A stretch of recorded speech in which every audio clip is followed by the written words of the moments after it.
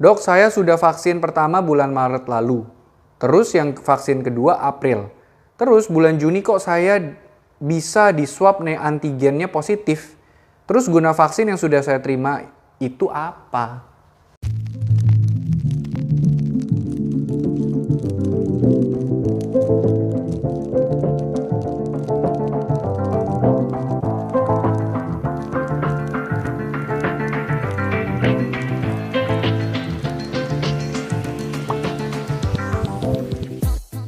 Halo Millennials, kembali lagi di video YouTube kita hari ini bersama saya Dr. Gary. Dan hari ini saya akan bahas tentang kenapa sih kalau misalnya kita udah divaksin, kok masih aja bisa kena COVID?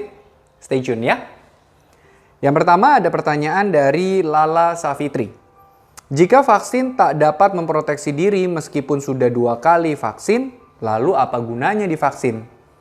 Teman saya udah 2 kali divaksin tapi dia masih terpapar COVID-19. Sempat dirawat 20 hari di rumah sakit. Lalu dari Ocin DC. Dok, saya sudah vaksin pertama bulan Maret lalu.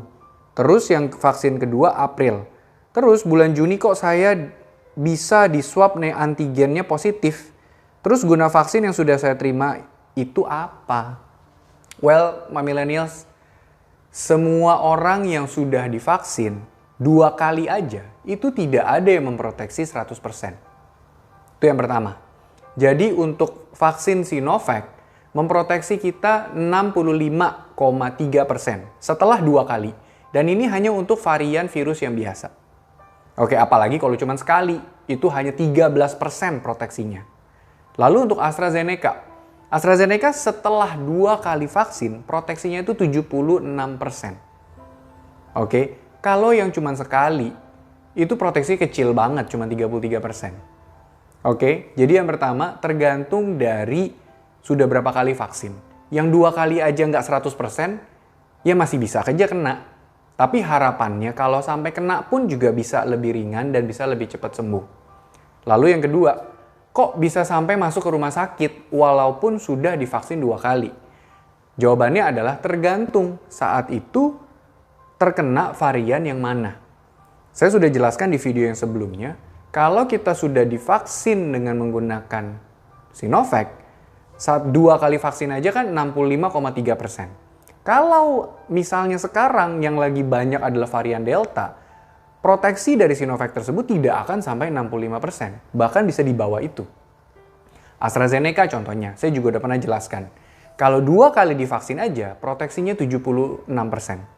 Kalau ketemu yang varian Delta yang sekarang lagi banyak, proteksinya turun jadi 60%. Jadi, kalau misalnya saat ini kita ketemu dengan varian-varian yang memang lebih berbahaya, lebih ganas daripada yang pertama, maka lebih besar kemungkinannya untuk kita bisa terkena COVID dan bahkan bisa langsung masuk ke rumah sakit.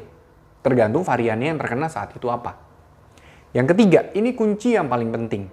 Bukan karena divaksin, bukan karena kena variannya apa, tapi yang ketiga, apakah millennials masih ketat protokol kesehatannya? Karena di negara-negara lain, tanpa vaksin pun mereka sudah bisa terkontrol kasus COVID-nya. Di Australia, di Singapura, di mana-mana itu kebanyakan sudah mulai terkontrol. Dan bahkan mereka sudah bisa aktivitas seperti biasa. Anak-anak sudah bisa sekolah, sudah ada yang kayak seperti di Amerika sudah melakukan pertandingan olahraga. Di Eropa sekarang lagi Euro. Sekarang itu kondisinya tergantung dari seberapa ketat millennials melakukan protokol kesehatan. Gak ada artinya kalau sudah divaksin, tapi millennials merasa sudah kebal. Yang lebih parah lagi, baru vaksin sekali udah ngerasa kebal. Jadinya udah mau keluar, udah berani makan di luar. Ujung-ujungnya terpaparlah dengan virus COVID. Apalagi terpapar dengan yang varian Delta yang sekarang lagi banyak di Indonesia. Jadi nggak heran. Yang udah divaksin sekali, udah pasti akan lebih gampang kena lagi. Kalau tidak protokol kesehatan. Apalagi yang sudah 2 kali. Walaupun proteksinya sudah lebih tinggi, tapi kalau kena varian yang berat, tidak protokol kesehatan, sudah pasti bisa kena lagi dan bahkan bisa sampai masuk rumah sakit berhari-hari, bahkan ada yang sampai 20 hari. Sekarang arti protokol kesehatannya yang perlu dipahamin apa? Kita sepakatin bersama.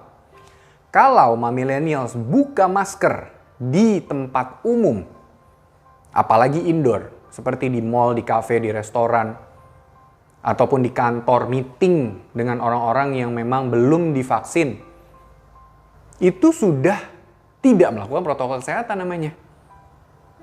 Jadi, memang kita perlu makan, yes, tapi kan bisa dipilih tempatnya. Mana yang paling aman, jangan makan barang-barang yang lain. Karena walaupun sudah divaksin aja dia masih bisa kena, masih bisa menularkan ke orang lain. Memang betul harapannya jadi lebih ringan.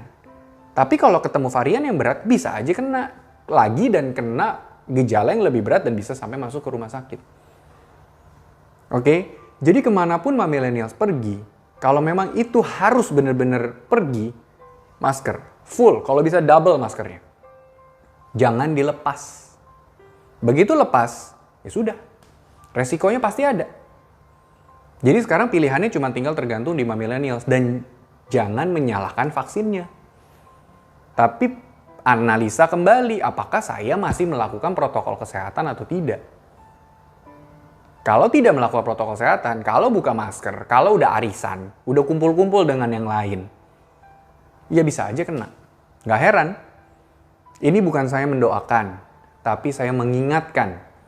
Karena sekarang kasus COVID di Indonesia lagi menggila. Lagi banyak banget. Jadi, kalau ada kegiatan yang harus dilakukan di luar, kalau itu bisa dibatalin, batalin dulu. Tunggu sampai lebih reda, tunggu sampai lebih terkontrol, tunggu sampai millennials dapat 2 kali vaksin. Karena sekarang lagi banyak yang AstraZeneca baru dosis pertama. Selesaikan dulu sampai dosis kedua. Baru deh kalau mau keluar, itu bisa ada proteksi tambahan. Tapi juga bukan berarti kita lalai dengan protokol kesehatan. Oke? Jangan lupa sering-sering cuci tangan, bawa hand sanitizer kemanapun. Batasi mobilisasi, batasi pertemuan dengan orang-orang. Apalagi sampai membawa anak-anak keluar dari rumah, ke mall, makan di luar, resikonya besar banget. Karena perlu saya jelaskan lagi, seperti yang di video sebelumnya, anak-anak itu kasusnya di Indonesia paling tinggi sedunia. Oke? Memang saya tahu mungkin udah bosen, mungkin udah muak di rumah, tapi juga bukan berarti karena muak lalu kita keluar membahayakan seluruh anggota keluarga kita. Oke? Kalau ada yang nggak setuju, please komen di bawah. Kita akan coba share sama-sama. Supaya kita memiliki persepsi yang betul dulu, yang benar dulu sekarang seperti apa. Oke, like video ini. Jangan lupa subscribe kalau belum. Dan share sebanyak-banyaknya.